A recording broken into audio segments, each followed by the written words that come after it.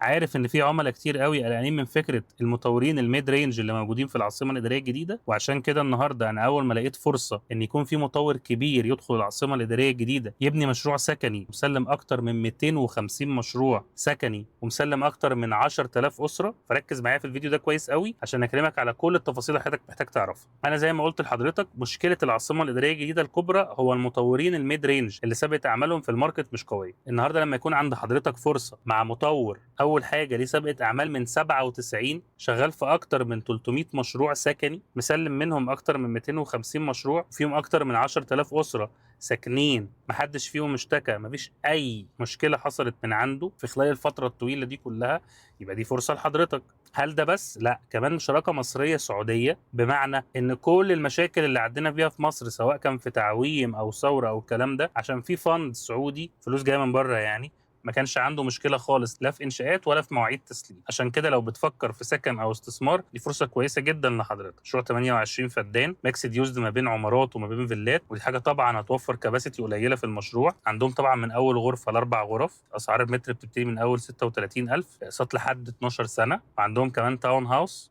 ب 15 مليون جنيه وزي ما قلت لك لحد 12 سنه. فرصه لو حضرتك بتدور على سكن ولا استثمار دلوقتي كلمني عشان تلحق سعر الطرح.